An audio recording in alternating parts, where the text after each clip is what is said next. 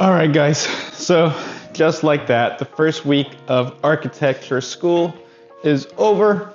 It wasn't even like a full week. We started on Tuesday, and I am just absolutely drained.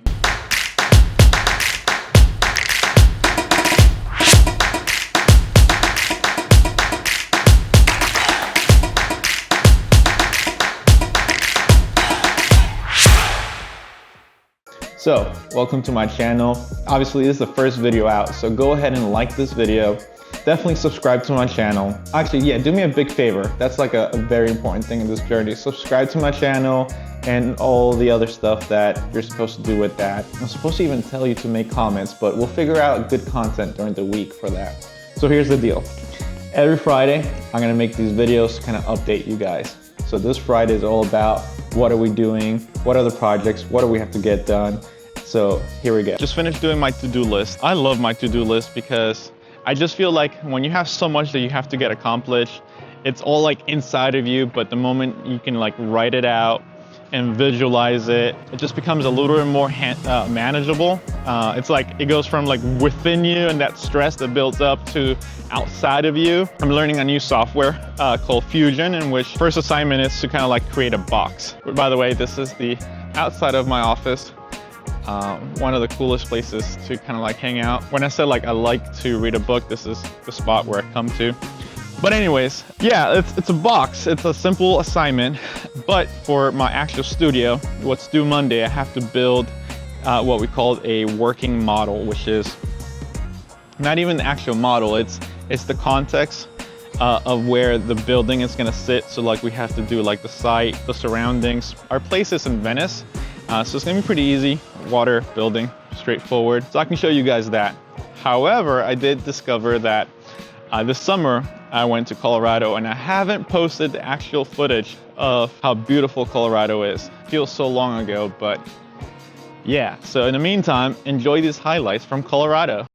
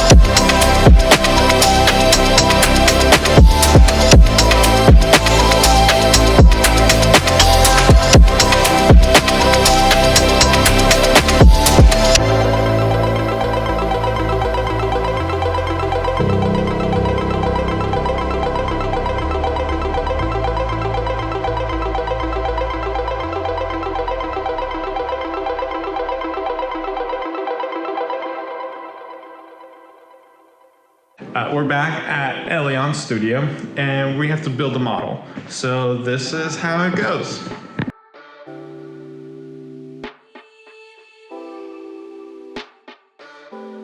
Alright, so now that we've got the site plan, I also got these wooden blocks, these sticks and plates and other things. We're gonna start cutting them up because the plan is that we're gonna be using these wooden cubes to start putting them on our site and start imagining what they could do. If you ever played with Legos when you were little, this is very similar in the process of you're kind of discovering what happens when you put different forms together. One of the problems that I'm having is that all these cubes are the same size and there's something disingenuous about it. It locks you into a relationship that you wouldn't otherwise. So So I'm probably gonna take out some of my scrap pieces of material and see how that could kind of break this linearity of cubes and plates.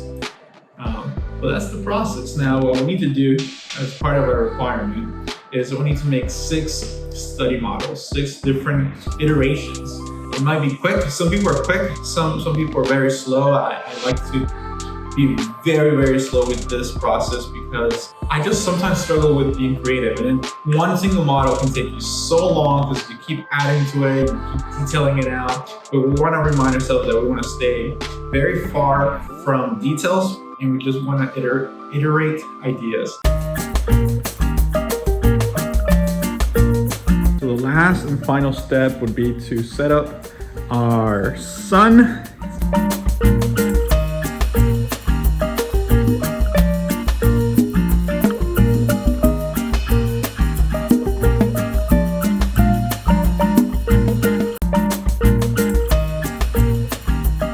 Very cool. Yeah.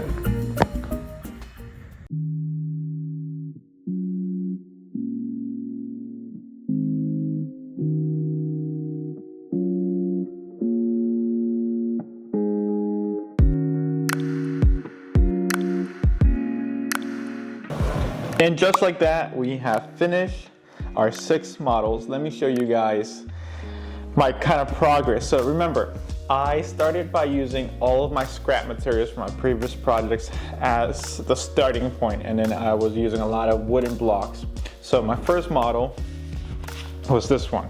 I gravitated towards the most interesting shape that I could for the base. As I began cutting the blocks, they're all cubes, so I cut some in half. I had some other pallets hanging around, but I realized quickly that my brain was quickly going to a sense of symmetry. I began here and I was just complementing what was happening at the top with what was happening at the bottom, and eventually I started to break the mass. But it was interesting to see the relationship of what was built with the marina, with the water area. This week I heard one of my professors say something really interesting about modeling. In architecture, we do a lot of modeling. We do it not just physical, we do it on paper, we also do it 3D, we navigate it, and now you can even do like virtual reality with your built model. And my professor said one thing that all the models will always have is that they always are wrong. And that's true. I mean, no matter what we do in computers or in small models like this, they're always going to be wrong.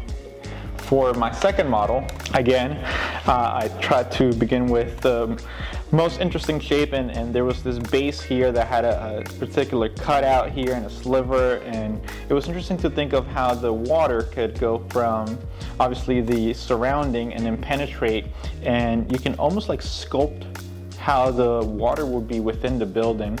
The other interesting thing is that we have here a sidewalk and how it would connect to bringing people on and off. I came across this one item, this wooden ball that was really unique. The program that we're designing is a glass manufacturing facility, or where they sculpt pieces of art. And although it was round, it did bring to kind of like show how there could be something sculpted in this particular case, and out of all the places, I decided to put it on this particular larger area of the water pooling in here. Another thing that I began to work with is that I started to cut some of these blocks here because I was really getting fed up with the fact that I didn't think it through of having more substance than just basswood blocks.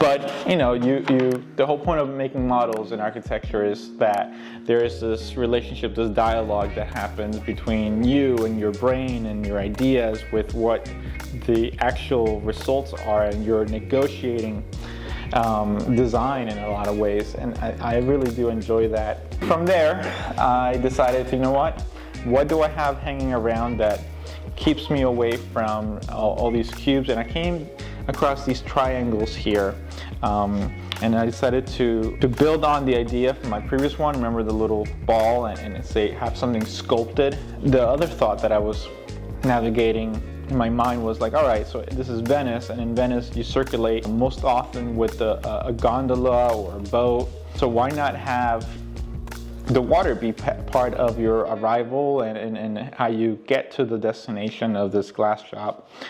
And also, depending on where I place my model here, I can then further entertain what's happening with these channels. This one right here seems to be of a greater transit, and this one's a little bit narrower. You can see how this one kind of expands out.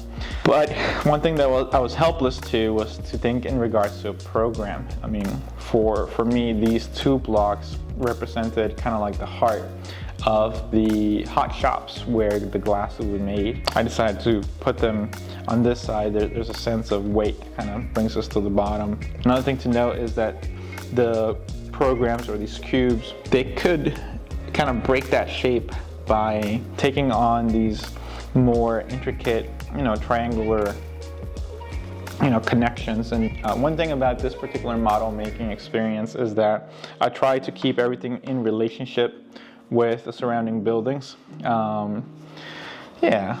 So I've always reminded myself that, like, there's the aerial view, but then there's also like sight lines that you can discover when you angle something in a particular way. So you can easily say, hey, this seems pretty fun, I can see myself doing that, but when you start to give it a lot of time, the night just kind of goes by, and I was getting actually tired, and I came across this, and again, I was fighting with myself because I wanted to break away from the sense of symmetry, and what do I end up doing? Even more symmetry. There's a sense of formality that symmetry has, a comfort, a balancing of weights. I think I was probably maybe getting lazy, and I just went with it. But I did have these triangular shapes from my leftover material that I decided to glue together and create this funneling effect. And then, that in of itself can create something quite, momentous. Like as you enter, there's something that builds, and ultimately there could be a program of great significance at the end, especially as it opens up with these, giant directions. Now, one thing that I would consider is that what if it was to funnel out into the ocean, from a gathering place, and then kind of have a sight line that just brings you out into something, of grandiose, finale.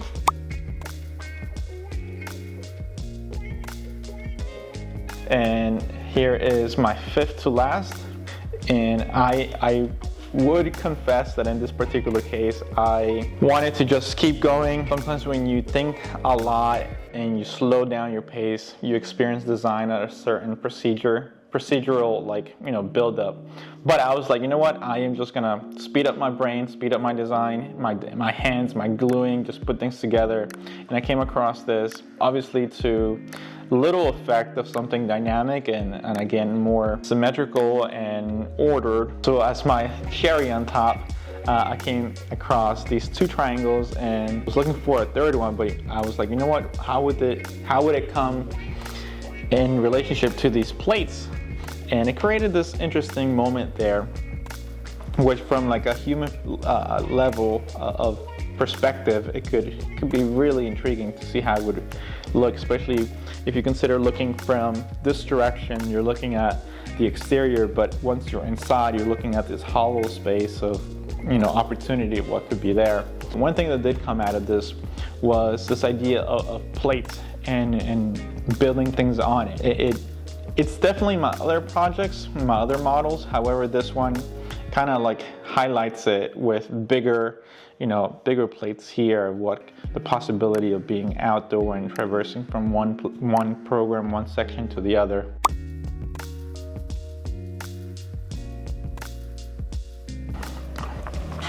And for my last one, I came across this.